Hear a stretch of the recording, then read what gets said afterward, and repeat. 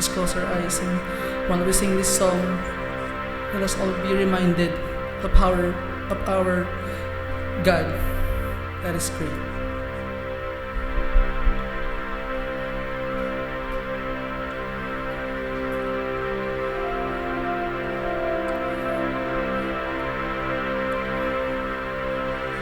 How great is our God? Sing with me, how great is our God, and all will see how great is our God.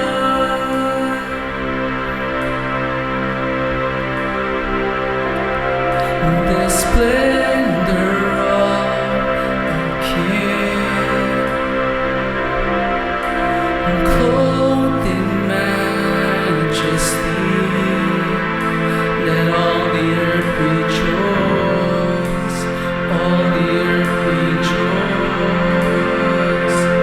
He wraps himself in light, and darkness tries to hide. It tremble at his voice, tremble at his voice. Church, let me hear you. How great is our God? Sing with me, how great is our God, and all will see how great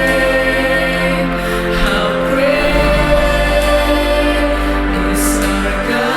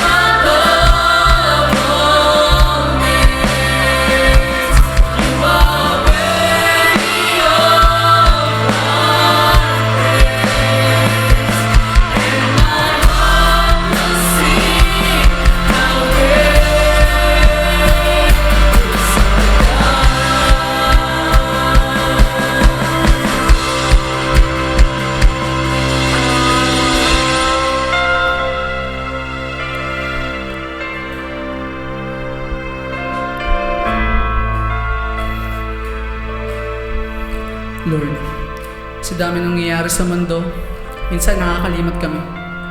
Minsan, nauna pa ang takot, ang pagod, ang pagdududa. Pero salamat, kasi hindi ka nagbabago. Ikaw pa rin ang dakila, tapat at puno ng awa.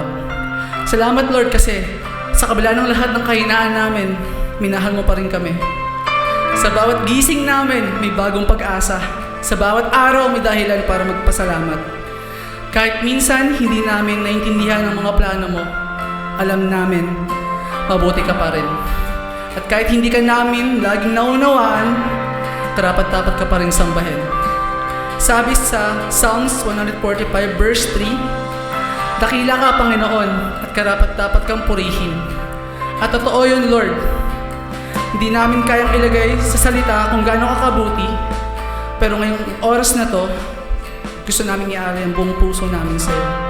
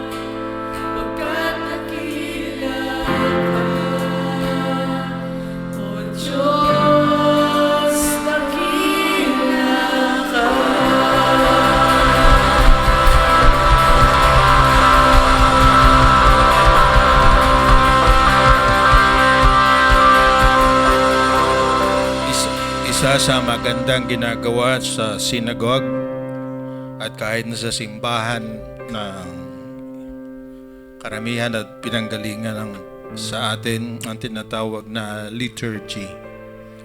Ito ay sagutang pagbasa tungkol sa mga ginawa ng Panginoon. So ngayong umaga, let's exercise and experience liturgy. So babasahin ko po yung 136 ng Psalms. Sasagot kayo, His faithful love endures forever. Pakisabi nga. So basahin natin. Give thanks to the Lord for He is good. Give thanks to the God of gods. Give thanks to the Lord of lords. Give thanks to Him who alone does mighty miracles. Give thanks to Him who made the heavens so skillfully. Give thanks to Him who placed the earth among the waters. Give thanks to Him who made the heavenly lights, the sun to rule the day, and the moon and the stars to rule the night. Give thanks to him who killed the firstborn of Egypt. He brought Israel out of Egypt. He acted with a strong hand and powerful arm.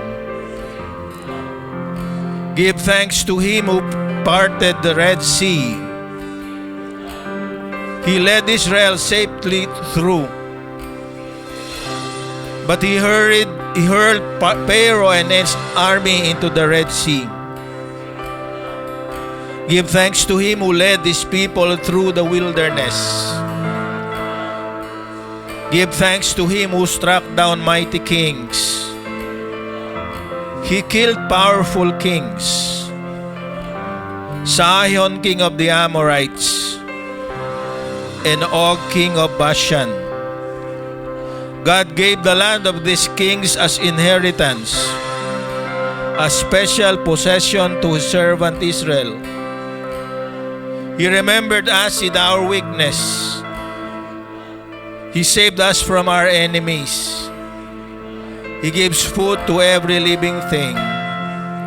Give thanks to the God of heaven. Maraming salamat. Hindi po kayo nagbago, Panginoon. Kung babalikan namin ang mga nangyari sa ating buhay, iisa lang sasabihin din namin, your faithful love endures forever. Ang pag-ibig mo hindi natatapos, hindi kahit kami nagkakasala. Ang pag-ibig mo ay nananatiling tapat para sa amin kahit kami naliligaw. Kung kami napapalayo, Panginoon, binabalik mo kami. Kung minsan nga masakit at mahirap ang iyong pamamaraan, but ang katotohanan, your faithful love endures forever. Maraming salamat po. In Jesus' name we pray. Amen and amen. Kayo po ay magda sa ating mensahe ngayong umaga.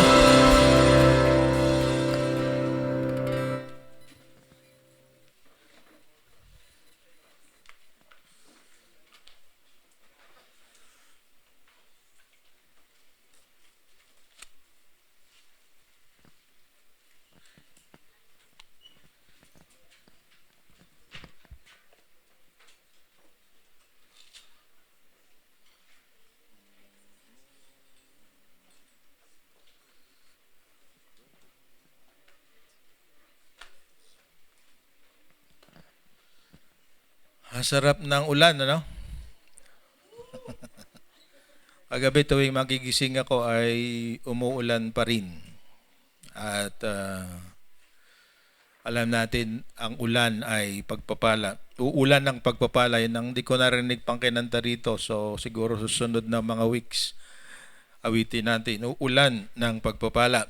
Okay, and nasa pangalawang linggo tayo sa buwan ng Hunyo, June 8 today. At ating ipagpapatuloy ang ating serye sa aklat ng Lucas.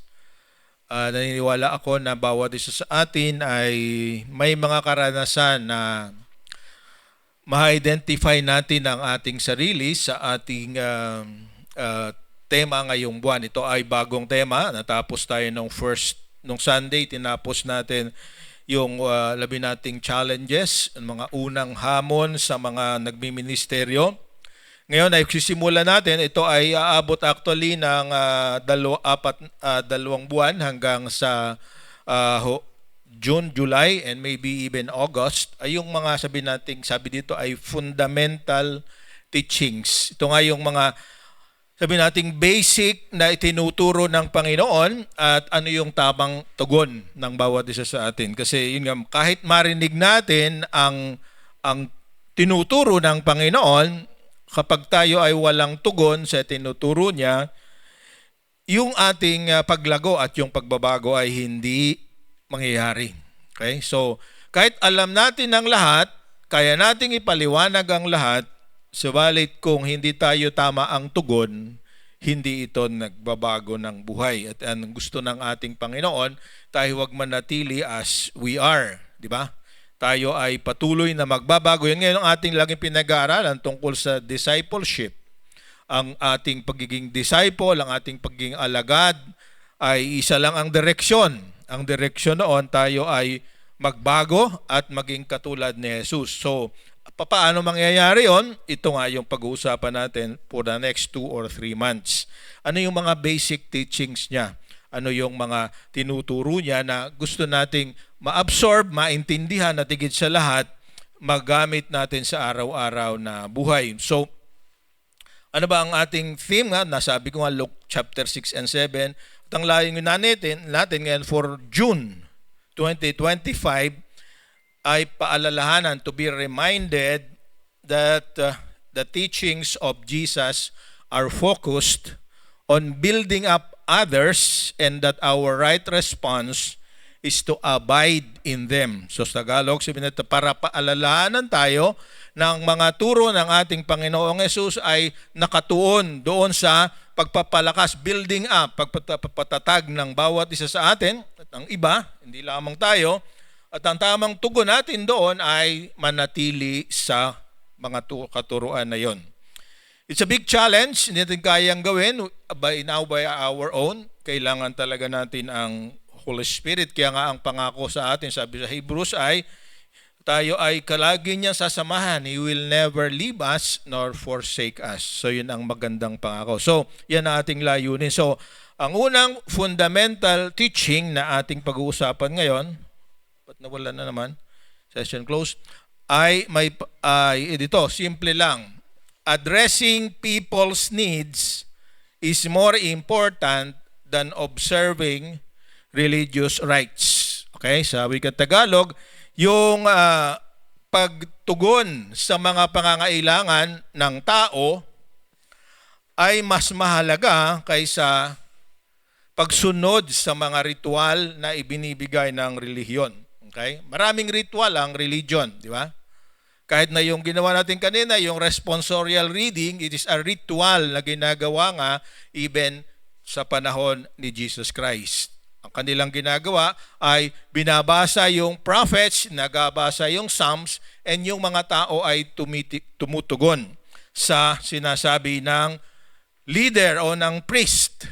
Okay? So, sa ating mga kinagis ng reliyon, sa karamihan sa atin, ito yung pinakamahabang portion. Ang tawag ay responsorial reading. Kahit na ibang Protestant churches ay ito ang ginagawa. So, kaya yung ginagawa na yon at saka yung tinuturo ng Panginoon, alin bang mas mahalaga at alin ang unang bigyan natin ng priority. So, ang sagot, yung title ng ating message ngayon. Addressing people's needs is more important than observing religious rites. Okay? So, makakover natin dito yung mga dalawang istorya na tatlo pa lang istorya na makikita natin ang nasuporta sa sabi nating statement na ito. So ang unang tanong sa atin ay ano ba talaga yung kailangan ng tao, di ba? Sabi na addressing people's need. Mga psychologists, mga social scientists ay maraming sinabi kung ano yung mga pangailangan at pinakasikat sa kanila ay si Abraham Maslow, di ba? Yung sabi niya ay Maslow's hierarchy of needs. At yung mga nag-aaral ng psychology at iba pang mga kurso sa humanities, ito ay kanilang kabisado. So, sabi niya ay meron 3 basic need ang tao. Ang sabi na ang una ay physiological need, yung kailangan ng katawan. Pangalawa ay psychological need, yung kailangan ng isip at puso. At yung pangatlo ay yung kailangan ng buong pagkatao natin, the will. Kaya ang sabi niya ay self-actualization o self-esteem. Yun yung sa mga maaring hindi natin masyado napapag-usapan, pero yun ang magiging framework din ng pag-uusapan natin ngayong araw na to. So, yun ang basic needs. At si Jesus, nakakabasa ng puso, nakakabasa ng isip, alam na alam niya sa bawat lumalapit sa kanya kung ano talaga yung address niya. Okay? Katulad ng huli nating istorya, si Matthew. Ano ba yung kailangan niya? Ang need ni Matthew ay to be able to be accepted by society again. Kasi sa pinag-usapan natin, hindi na siya tinatanggap ng kanilang lipunan. Why? Because nag-traitor siya sa bayan, naging siyang tax collector, naglingkod siya sa Roma, hindi siya, at pinili niya na maging isa, gabi na yumaman sa pamamagitan ng, sabi nating, pagsasamantala sa kahinaan ng iba. Diba? So hanggang sa kasalukuyang panahon, hindi nagbago yung ang tingin natin sa mga tax collector ay kahit gaano kaganda yung kanilang karangyaan, ang kanilang buhay, we do not think that they are honest. Diba? Sa panahon nila, ganun pa rin. At sa Amerika, ang tinatawag ang kanilang iinisan, ang tinatawag nilang IRS, dito naman sa atin ay BIR. Diba? Pagka taga BIR yan,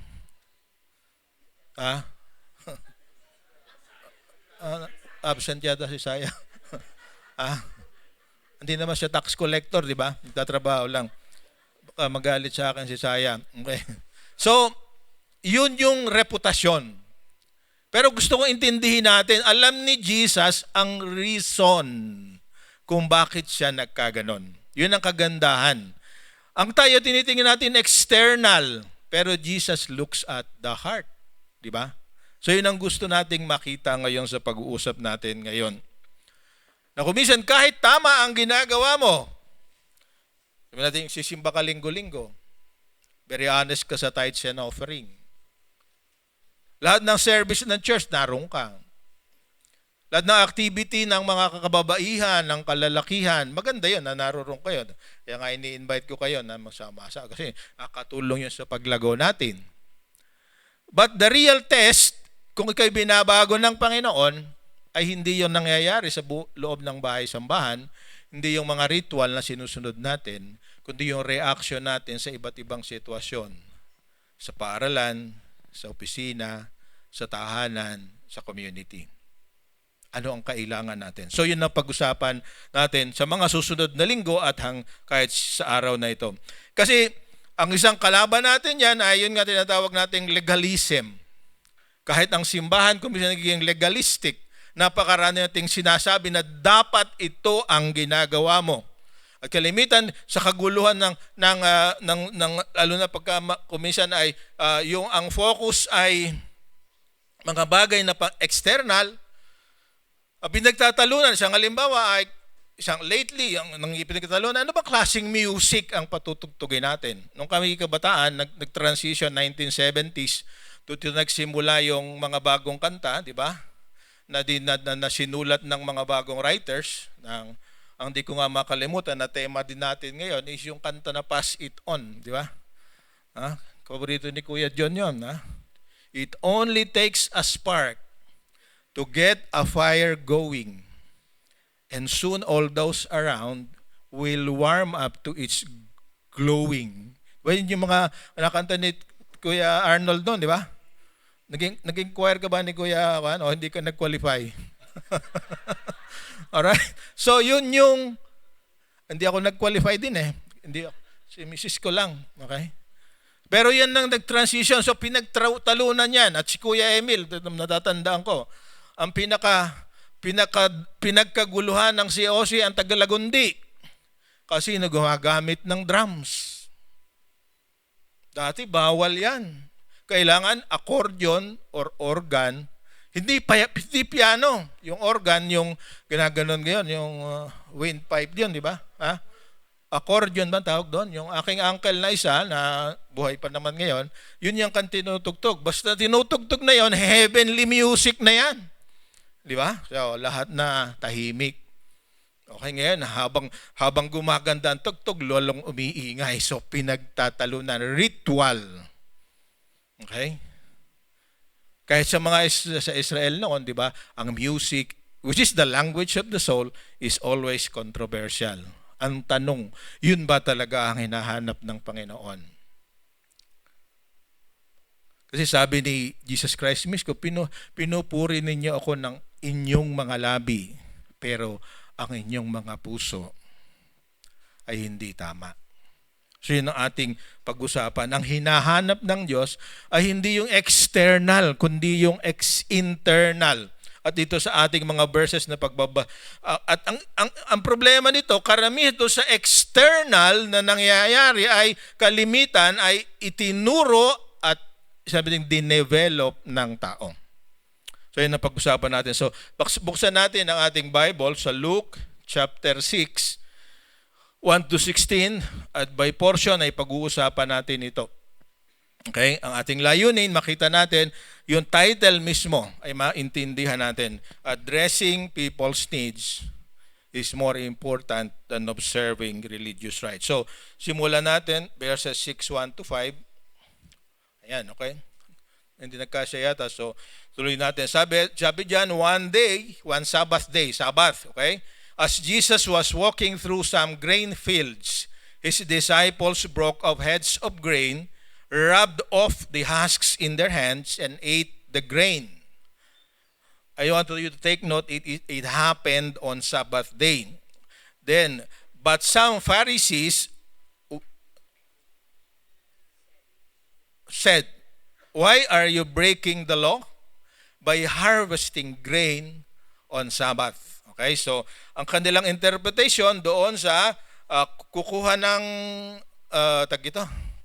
grain ng wheat, kanilang durugin sa kanilang mga kamay para matanggal yung husk, yung ipa o yung labas, at tapos kakainin nila ng hilaw, di ba?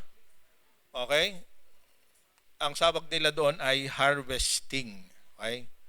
Okay, so pag-aralan natin kung ano ba talaga. Verse 3, sabi dito, ating basahin the words of Jesus. Jesus replied, "Haven't you read in the scriptures what David did when he and his companions were hungry? He went into the house of God and broke the law by eating the sacred loaves of bread that only the priests can eat. He also gave some to his companions." And Jesus added, "The Son of Man is Lord even over the Sabbath." Okay, so Sabbath ang ating pag-usapan ngayon. Is it a rite? Ito ba isang ritual? O ito isang holiday, di ba? Di ba sabi din sa Genesis chapter 1, di ba sabi niya, "And the Lord rested from all his work on the seventh day." Pagkatapos niyang gawin ang lahat na nakikita natin, at sa 6th day ay kanyang inlikha yung lalaki. Pagbumisa ng paghinga sa isang image ng clay na hiningahan niya ng kanyang hininga, sabi niya ito yung naging isang buhay na kaluluwa. He rested on the 7th day. Sa Exodus chapter 8, sabi niya ito ay isang araw na banal and to keep it holy. Diba? Ito yung pang-apat na commandment. Okay? So Sabbath or the rest day is important for the Lord. At merong ang traditional na grupo ngayon ng mga Kristiyano rin na hanggang ngayon ay ang kanilang pagsamba ay tuwing Sabado or the 7th day. Tayo naman ay sa unang araw dahil sabi natin inaalala natin ang pagkabuhay na maguli ng Panginoon. So pag pinagtalunan natin kung alin ang tamang araw para tayo ay sumamba, wala tayong katapusan. Pero ang tanong, kung ano mang araw ang sinasamba mo, totoo ba yung iyong pagsamba? Mas importanteng tanong. Ang tanong, ano bang binebreak dito ayon sa Pharisees? So balikan natin yung verse 1. Ang totoo, yung mga disciples, gusto ko ipansinin ninyo ito, ang disciples na sinasabi dito, hindi yan lang yung 12. Maaring higit pa sa 12 kasi ang 12 nga ay nasa last part ng pag-uusapan natin. Kung titingnan natin chronology, pag sinabing disciples, anyone who is following Jesus. So, maaring ito ay a few people, maaring 12, pero pwede ring thousands. So, araw ng Sabat, sila ay naglalakad, nagutom ang mga tao, napadaan sa isang taniman ng trigo, wheat. Sila ay namitas para i-address ang kanilang hunger. Is it lawful or not? Sabi sa Deuteronomy 23:24-25 na pinapractice nila hanggang ngayon tungkol sa harvesting, hindi mo pwedeng ang tamang sinasabi ng kautusan, wag mong kukuhanin lahat. Talagang ikaw ay mag-iiwan. Ito sabi sa Deuteronomy 23:24 and 25, the Old Testament. Sabi niya, when you enter your neighbor's vineyard, you may eat your fill of grapes pala, but you must not carry away in a basket. Hindi katulad dito sa atin, pag nag-Sharon na, di ba? Kanya-kanya supot, di ba? Meron kang nakatingin, nagsisimula pa lang. Meron kang nauna pa di ba? Hindi pa panahon ni Sharon, meron ng balot. Okay, so panahon nila, walang Sharon, pero yung grapes, pwede mong kuhanin. Pero hindi ka pwedeng maglagay ng sisidlan. Ang pwede mong gawin, kung ano yung kaya mong kainin, pwede mong pitasin. O sa wheat, sabi na, and when you enter your neighbor's field of grain, o yung wheat, you may pluck the heads of grain with your hand, but you must not harvest with a sickle. Hindi ka pwedeng magdala ng karit. Okay? So, yun yung batas. Because the Lord cares for those who are poor. Okay? Talagang sa panahon noon, sabi nga nung isa pa, sabi ni Jesus Christ, sabi niya ay, you will forever have poor in the world. Okay? Talagang merong mahirap para meron tayong matutulungan. Okay? Pero I'd rather help than be helped, di ba? Siguro lahat sa atin, yun ang gusto ang ating attitude. So, hindi yun ang issue dito. Ang issue dito, ginawa nila sa araw ng Sabbath. Okay? Yun yung binibreakdown nila na batas. Kaninong kautusan yon? Ang totoo, kautusan yan hindi ng Panginoon, kundi yung mga teachers of the law sa panahon ni Nehemiah at sa panahon ni Ezra, nag-develop sila ng detalye kung ano ang lawful at unlawful sa araw ng Sabat. At hanggang sa panahon ngayon, the true Orthodox Jews ay ino-observe yan. 39 rules anong bawal sa araw ng Sabat. Ang tawag nila yan melakos sa Hebrew. Medyo mahirap basahin pero naririyan yung mismo yung dyan sa chart na yan, nakalagay kung ano-ano yung mga bawal. Okay? So, lapitan ko para mabasa ko. Hindi ko rin mabasa dito sa aking... Okay? So, ang sabi, ang una ay hindi ka pwedeng... hindi rin pala mababasa dito. Dito na lang. Alright? Mababasa yan pagka pinresent. Yan, presentation. Ang tawag, sabi nila sa Hebrew, kores. Ano ibig sa kores? Mag-araro. Bawal. Pangalawa, sabi na zores, sowing, pag-aani. Pangatlo, kotsar, hindi ko mahirap ito basta, ganon. Marami yan, di ba? Sowing, reaping, at iba pa.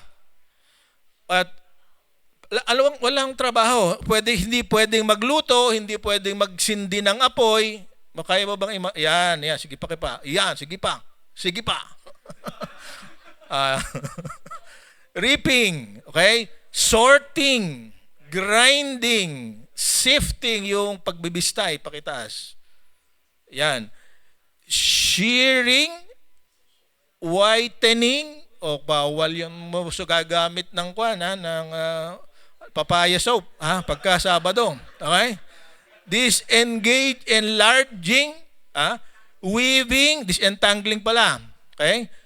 Separating threads, tying a knot, trapping, slaughtering, skinning, 39 in all. Sige, okay na. So, ang issue dyan, isang halimbawa, nasabi ni Jesus Christ sa ibang mga incident, paano kung ang iyong asno ay nahulog sa hukay? At alam mong mamamatay siya roon.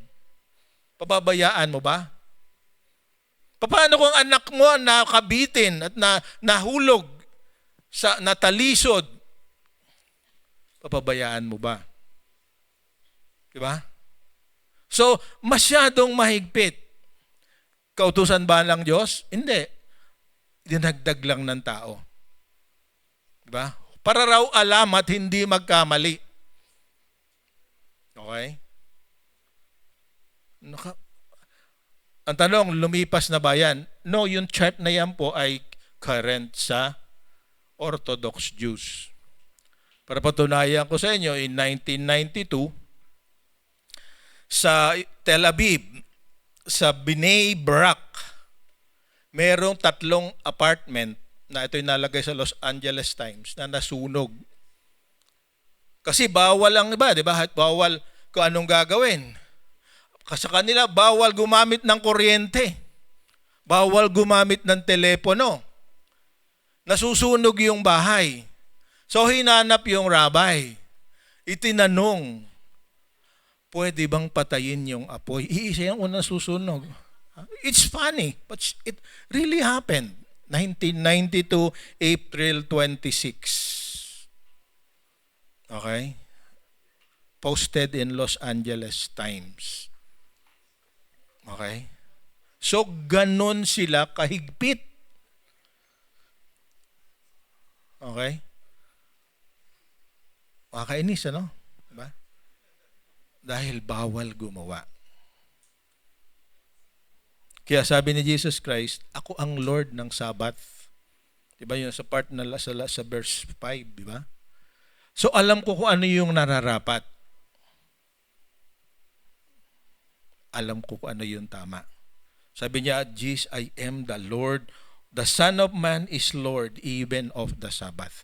So narito para i-correct at i-separate yung man-made rules against the will of God.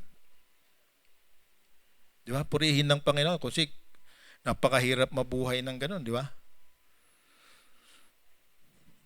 Di ba? Kung ganun ang ating ginagawa, ganun ang ating paninindigan. His author and authority over the Sabbath, ipinakikita niya dito. Because yung 10 Commandments mismo, the intention of the 10 Commandments is to not make life difficult, but to preserve life, honor, and property. Amen? Diba? Hindi para gipitin tayo, para lang irespeto ang bawat isang tao, para tulungan kapag nangangailangan. That's pitong sinasabi nila. At ang maganda example, yung ating nabasa kanina, na isang pari mismo, si Elimelech, sa 1 Samuel 21, 1-6. Si King David hinahabol ng mga sundalo ni King Saul. Nagugutom sila dahil ginigipit. So, ayaw ni King David na manatiling magmanghihina ng ganap yung kanyang mga sundalo. Ilan lang yon. Hindi ko alam kung ito yung 400 or 600. So, lumapit siya sa pari, yung nagme-maintain ng holy place, hindi yung Holy of Holies. Sa holy place ay merong siyang tinatawag na table of shewbread. Ito'y naroon ng isang buong linggo. Bago pagkatapos ng Sabat, papalitan ito. Pero ang pwedeng kumain lang nito yung mga pari at yung kanyang pamilya. Dahil sinabi ni King David na sila'y nagugutom, dahil ang totoo, mayroon pang half-truth na sinabi si King David, the king is sending me to a mission. Pero ang totoo, ang sinasabi niyang king doon ay siya. And we need to survive. So, sabi ni Elimelech, wala kaming ibang tinapay kundi ito napapalitan na. So, binigay. Ang sabi lang ni Elimelech kay King David, siguraduhin mo na yung mga tao na papakainin mo nito ay ritually pure. Ritually pure. Okay? So ano ibig sabihin? Ibig sabihin walang mga kasalanan na pinagdinaanan. Wala silang mga karamdaman sa katawan. Okay? Kasi sa kanila, pagka ikaw ay may sugat, hindi ka pwedeng pumasok sa synagogue. Pag ikaw ay may ketong, nakita natin. Pero at iniisip, pero ito nga, kakaibang istorya, merong mga dumadating na kahit pinipigilan ng tao, hindi na sumusunod dahil sa pangangailangan. At yun ang second part ng ating story. So the message na sinasabi ni Jesus at tatandaan natin, yung pangangailangan ng tao ay mas importante kaysa sa mga religious rituals na ginagawa natin. Gusto nating linggo-linggo may communion, walang masama. But habang nagko-communion ba, talagang naalaala mo o pinamumuhay mo ang ginawa ng Panginoon. So patuloy natin. So to make another Sabbath, ito talagang makikita natin na talagang matibay at tama yung paninindigan ni Jesus Christ. Doon ay ang issue lamang ay kumain sila. So ang sinisilip ng mga Pharisees yung pagkain noong mga taong nagugutom. Pero dito merong may karamdaman. So basahin natin Luke chapter 6, 6 to 11. Bakit doble yata ito? Yan, di ba? Another Sabbath day. Di ba? Lagi nagbabantay. Why? Kasi tuwing Sabbath, si Jesus Christ, tapat din sa Jewish law, nasa synagogue. Okay?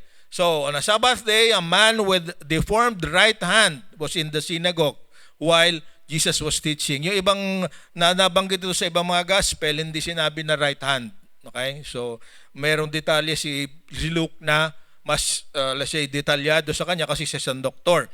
The teachers of religious law and the Pharisees watched Jesus closely if he healed the man's hand. They planned to accuse him of working on the Sabbath. I personally believe na itong lalaki na ito na normally hindi makakarating doon dahil may defect. Yun yung pinakamasakit eh.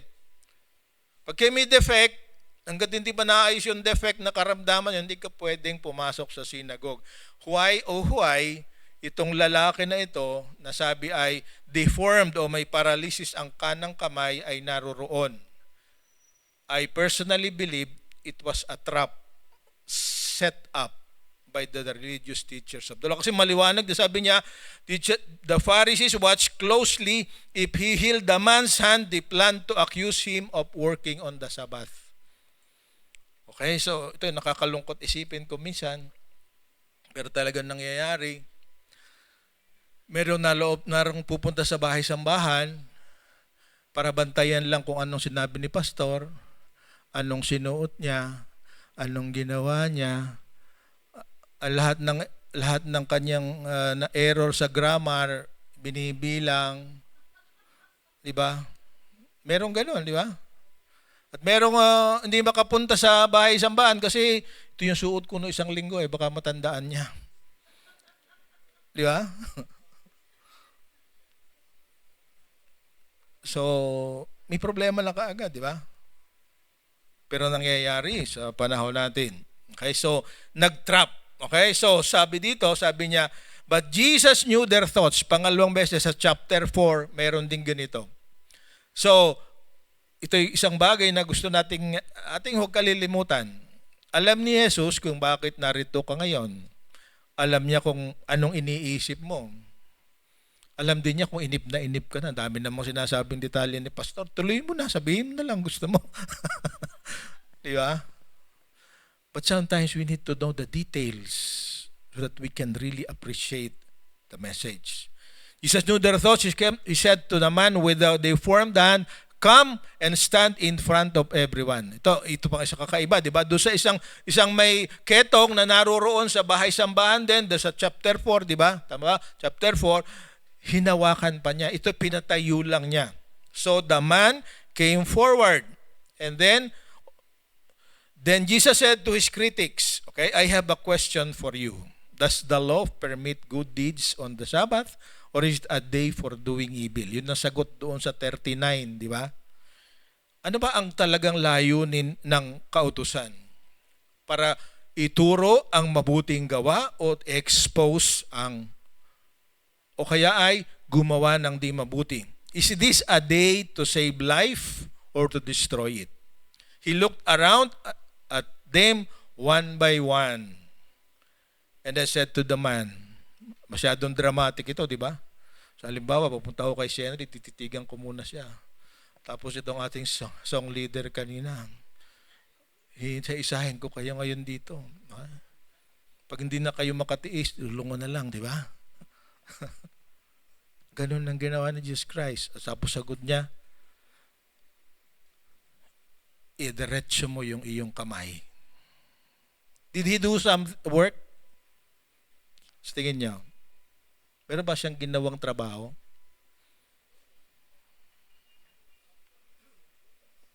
Meron?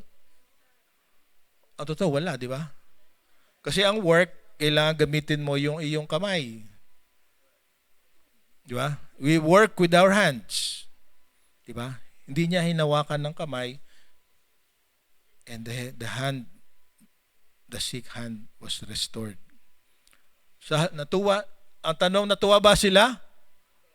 Ay, sabi diyan, wild with rage and began to discuss what to do with him. Diba? Yung gumawa ng mabuti, yung taong lumaya sa kanyang deformity, hindi sila nag-celebrate. Sa halip, nagalit sila. Take note, these are teachers of the law. Diba? So, maliwanag sa atin na ang talagang layunin, kahit tayo ngayon, kung bakit tayo patuloy na nag-uusap, pinag-aaralan ng salita ng Diyos, para magawa natin ang tama sa iba-ibang sitwasyon. So, kita natin yung physiological need, yung gutom, yung karamdaman, Jesus addressed it at the proper time, even at the wrong place. Diba? So walang tama, kaya nga sabi natin, pinag-aating lating hinahanap ay tawag natin divine appointment. When there is a need and you are there, it is a divine appointment for you to do something to help the person. Ang problema, napakaraming ang ginawang kautusan ang pamahalaan na kung minsan ay ikaw ang magkakaproblema kapag ginawa mo ang tama. Lalo na sa Amerika. At dito napapansin ko na rin, kaya may ilang beses na ako nakakita ng aksidente ng yung motorsiklo, di ba? Yung mga nagmumotorsiklo, ingat talaga kayo.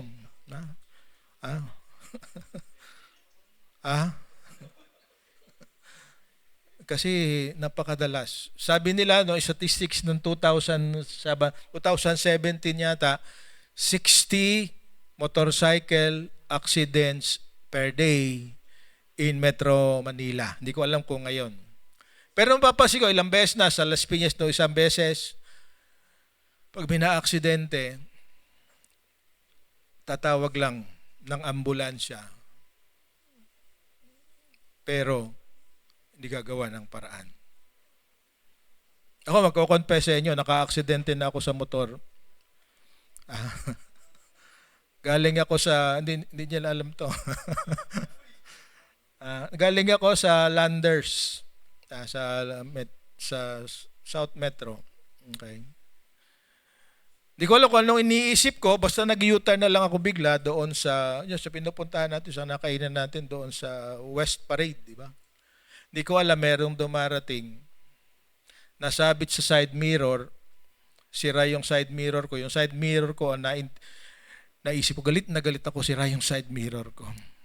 Buhay naman yung tao. Pero gas-gas dito, gasasi ko, sa inis ko, umalis ako. Pagdating doon sa, anong pangalan noon, yung subdivision na dinadaanan natin, sa TS Cruz, na guilty ako. Sabi ko, hindi tama. So bumalik ako, sinamahan ko yung, sa barangay muna kami nagpunta, kasi minor injuries naman. Nagpapapeles kami, sagutin ko yung gastos niya sa pagpapagamot, pero hanggang doon lang.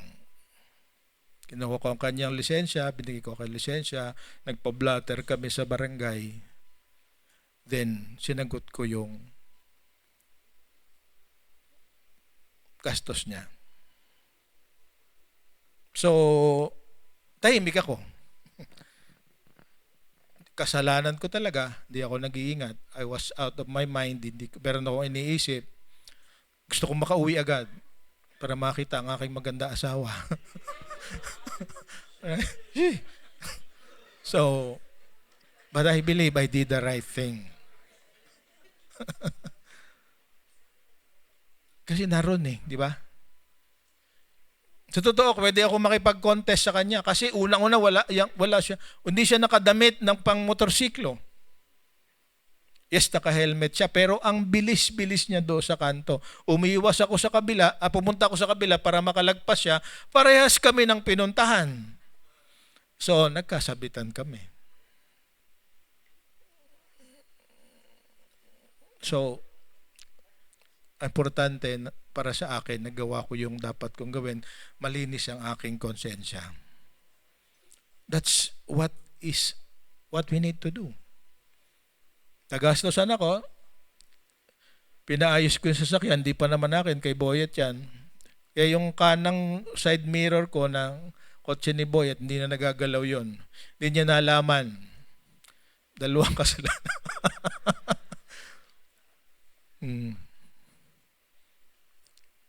Pero naipaayos. So, anong example na yan? Sometimes matetempt ka talaga. Ayaw mong maabala. But no error can be corrected by another error. Amen? Magastusan ka na kahit sabi mo, wala malinis ang wala akong kasalanan. But sabi nga ni Pastor Ed Lapis, magipit ka na dahil sa paggawa ng tama kaysa usigin ka dahil sa paggawa ng mali. Amen? So, yan ang essence ng sinasabi ni Jesus sa atin ngayon. Pangalawang, in-address ni Jesus dito sa last part ng ating istorya ay yung psychological and rejection sickness ng mga 12 alagad. So, the last part of our story today ay yung Luke chapter 6, 12 to 16. So, sabi dito, one day soon afterward, pagkatapos ng pangyayari na Jesus went up on a mountain to pray and prayed to God all night. At daybreak, he called together all of his disciples and chose 12 of them to be apostles. So, ibig sabihin, lahat ng sumusunod kay Jesus, ang tawag sa kanila disciples na, pero meron siyang pinili na 12. Explain ko later, bakit sila kailangang piliin. And here are their names, sabi diyan. Simon, whom named Peter, alam natin napakasikat siya, siya ang talagang kuwan, at sinasabi nga siya ang unang pope. Pangalawa, Andrew, Peter's brother. Si Andrew talaga ang unang sumunod kay Jesus, sinama si Simon o si Peter, kaya pinalitan ng pangalan. Si James at si John. Then, si Philip, si Bartholomew, si Matthew, si Thomas, James son of Alphaeus, Simon, pangalawang Simon, who is called the Zealot, Judas son of James, and Judas Iscariot, who later betrayed him. So, nakita natin yung mga pangalan. Actually, sa John chapter 1, si Bartholomew at si Nathanael, isa yon. Si Matthew at si Levi, na pinag-aralan natin sa pinalitan niyang pangalan na Levi, naging Mateo. Okay? Pero lahat ng ito ay merong isang common thing. Para sa isa. All the first 11 are Galileans. Si Judas, yung number 12 na laging huli sa listahan, kaya Iscariot yun, he is actually from the land of Judea on a town called Keriot. K-E-R-I-O-T. Okay? So, Iscariot. Okay? So, nakikita, diyan pa lang, sinabi na medyo may commentary si Luke, sabi niya, Judas Iscariot, who later betrayed him. He is the only one who is not from Galilee. Now, bakit sila iba-iba ang trabaho? Yung first four, kung babalikan natin, ano yun? Simon, Andrew, James, and John, they are all fishermen. Okay? Si Philip, ang alam lang natin, si Philip ay follower ni John the Baptist. Then si Nathanael, isang relihiyoso, sabi ni Jesus Christ sa chapter 1 ng John, he is the Israelite or the Jew of the Jews. Kaya nga sumunod si Bartholomew or si Nathanael sa kanya, sabi kasi ni Jesus sa kanya, nakita kita, nasa ilalim ka ng puno ng iyugos kanina. Then, sa mga susunod na mga pangalan, alam natin, si Thomas, si Didymus, the twins, may kakambal siya, hindi alam ko sino, pero siya yung tinatawag na the doubting Thomas. Siya yung, noong mag-resurrection si Jesus Christ, sabi niya, unless maipasok ko sa ang aking mga daliri sa butas ng kanyang kamay at makapako ang kanyang tagiliran, hindi ako maniniwala na siya'y nabuhay na maguli. Kasi siya rin yung absent, di ba? Pag nagmi-meeting, yun yung absent, si Thomas. Nung present na siya, dumating si Jesus. Nahiya siya ngayon. Hindi na niya kinapa. Pero sabi ni Jesus Christ, mapalad ang nakarinig at naniwala kaysa doon sa naniniwala kapag nakita lang niya. Di ba? Yun ang uso ngayon. Pag hindi ko nahawakan, hindi ko naranasan, hindi yan totoo. Pero alam natin, to believe is to see. Okay, amen? So Thomas, James, the son of Alphaeus, ito nga sa the chosen, ang tawag sa kanya, James the Less. Si Simon, isa siyang silot, yung lumalaban, isa siyang rebelde na lalaban sa Roman Empire. Gusto niya talagang makalaya sa imperialistang Roma. Si Judas, son of James, isa rin siya sa mga sumusunod at hindi natin alam. Pero isa ang conclusion dito. They were selected by Jesus for a purpose and he understood that they were the ones because he prayed for them. So tayo rin, itatawagan ng Panginoon to make disciples. So we pray for those who want to be disciples of Jesus na who will be under our care. So, bakit ko sinabi na ina-address ang psychological need ng mga tao na ito? They are rejected by the religious system. Describe ko sa inyo, paano ba yung schooling ng mga Hudyo para alam natin? Ang mga Hudyo, babae at lalaki, at age 5 ay tinuturuan na noong sinatawag ng Beth Sefer na nangyayari sa synagogue din. 5 years old, parang tayo rin, tinuturuan na ng pagbasa at higit sa lahat, pag-memorize ng scriptures. Ang unang pag-aaralan nyo ay yung tinatawag na Torah, yung first 5 books. Pagkatapos noon, yung ang tawag nila ngayon ay Tanakh, the Bible, which is the first 5 books, the Psalms, the Proverbs, the Book of Wisdom, and all the prophets. So, kanilang books ngayon ay 39 books, yun ng Tanakh. Okay? Kaya isang estudyante na gustong maging guro, rabbi, siya later on, kailangang ma-memorize mo. Sabi na ganito yung procedure. Study begins at page 5 or 6 in elementary school, parang sa ating elementary school, called Beth Sefer with memorization and the study of Torah. Memorize mo lahat. At age 12, ito nga si Jesus Christ, boys were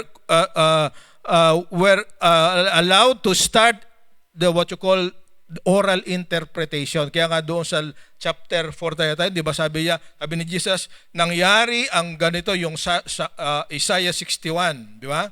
Na pag-aralan natin ng mga nakaraan, this scripture happened sa age, siya ay age 4 ba yun? Na siya ay nawala? Tama ba? 12 pala, na hinahanap siya ng kanyang mga magulang at nakikipag-usap siya. At age 13, ang isang Hudyo ay tinatawag na adult. Okay? So, after the age 13, gifted students must continue their studies and they will look for a rabbi na mag-a-adapt sa kanila. Yung rabbi na yon, isasama siya kung saan man siya pupunta. O obserbahan ang ginagawa niya. At paminsan-minsan siya ang pagpapaliwanagin. So the truly gifted would travel and study with the famous rabbi as a talmid. Ang tawag sa nila sa disciple, talmid. The disciple's goal was to become like the teacher. Yun din ang gusto nating mangyari sa atin. And at age of 20, mamimili sila. Especially kung hindi ka nakapasa, merong final exams. Kahit sa kasalukuyan, yung mga rabbi may final exams. So kung hindi ka nakapasa, itong lamang ilang dalawa na ito, karamihan sa kanila, hindi nakapasa. Ang totoo, ang brightest sa kanila ay si Judas Iscariot. Siya yung treasurer. Si Matthew, tax collector, maaring siya ang pinakamayaman, pero iniwanan nila lahat. And they are not poor people actually. Kasi si Simon, si Andrew, si John at si Peter nagpapa-rent ng bangka actually. Sabi nila. Sila ay, pag ikaw ay boat owner, may kaya ka. You are a trader. Okay? So, but dahil merong sinet na rule ang mga rabbi, mga teachers of the law, they are failures. Ang tingin nila sa kanila, they fail. But Jesus has a different view of them. They are not failures. Alam natin anong nangyari. So, he selected 12. Ano magkabagong role? Dati, yung hindi pa sila sa 12, nariyan sila sa harap na si Jesus Christ. Noong 12 na sila, naroon na sila sa likod. Pag nagpipreach si Jesus Christ, sila ay nasa likod. Yun ang unang change. Pangalawa, later on, ipapadala sila para kung anong ginagawa ni Jesus, gagawin nila. I-empower sila.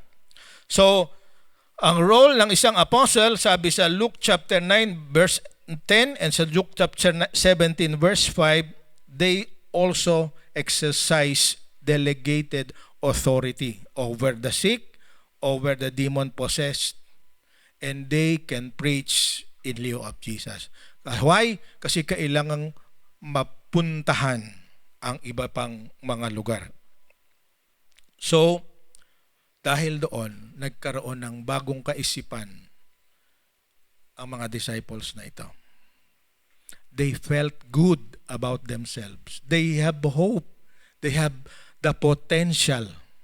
Kaya di ko makalimutan yung sinabi ni J.B. Jeremiah, sabi niya, Jesus did not call the equipped. Jesus called them to equip them. That's an apostle. So tayo rin tinawag ng Panginoon dahil hindi natin kaya. Pero kung bibigyan natin ng pagkakataon ang bawat isa sa atin, as we grow along sa ating spiritual maturity, then yung kaya ng iba, magagawa na rin natin. So, in conclusion, makita natin dito yung physiological needs, psychological needs in-address ni Jesus. Because by doing that, wala nang excuse ang sino man para hindi sumunod sa Kanya. Magaling ka na sa iyong karamdaman, kaya mo nang lumakad. Kaya mo nang ipamalita ang ginawa ni Jesus. Ayos na yung iyong kaisipan, hindi ka na rejected na yung society, kaya mo nang patunayan ni Jesus ang tagapagligtas. This is the same mission that we have. So in conclusion, gusto kong matandaan natin, makilala natin, the teachings of Jesus are not chains that limit our freedom. They are principles that will enable us to meet the needs of others and at the same time to meet our own personal needs. Pero dito yung magagawa kung hindi tayo susunod sa Kanya.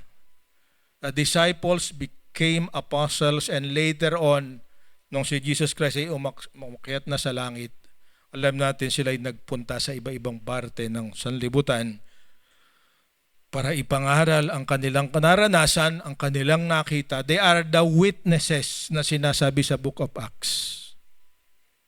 Sila ang mga saksi na nakaranas ng kabutihan ng Panginoon. At tayo rin ay pwedeng maging saksi ng kabutihan ng Panginoon. So ang tanong ko sa inyong ating magtatapos ngayong araw na ito, when have you felt tension between observing religious rites and helping people? Alam ko, bawat isa sa atin may mga karanasan na kung minsan alin ba ang uunahin natin.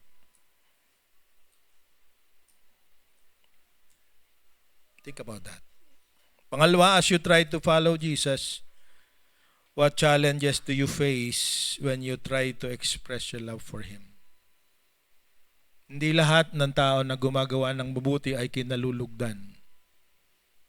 Sa ating lipunan, kumisa sila ang kinaiinisan. Yung nag-expose, di ba? Sabi isang role natin is to expose evil and to address evil. Sa panahon na ito, lalo na ngayon, malaki ang problema sa area na to. So, isang bagay ang importante sa Panginoon, maging paraan tayo sa pagpabago ng iba sa pamamagitan ng mabuting halimbawa at pagtulong sa kanila sa panahon ng kanilang kagipitan. So tayo po ay tumayo, tayo ay manalangin. Ama naming Diyos na makapangyarihan sa lahat, naamin namin kung minsan ay naging pariseyo at teachers of the law kami, na marami kaming ne-define ng mga detalye tungkol sa kung anong nararapat at di nararapat. Lord, nawa maging pamantayan namin kung ano ang nararapat na gagawin sa iba-ibang sitwasyon ay yung mga modelo at mga example na pinakita mo at ng mga alagad noong unang panahon. Naway ang aming ministeryo ay maging balanse, Panginoon. Natutulungan namin ang aming mga kapatid kung sila ay naguguluhan sa maraming bagay, kinakapos sa iba pang mga pamamaraan, maging channel ng blessing ang bawat isa sa amin. Increase our ability, Lord, and change our hearts para yung mga bagay na gusto niyong gawin sa pamamagitan namin ay magawa namin na may kasiyahan at kagalakan, Panginoon. Lord, pinipilit namin maging tapat sa mga bagay ng ritual na aming ginagawa. Subalit nawa yung essence ng bawat rites, religious rites na ginagawa namin ay aming makita na talagang ito'y maging dahilan para our consciousness to do the right thing at the right time at sa pamamaraan na tama sa iyo. Yun ang aming gawin.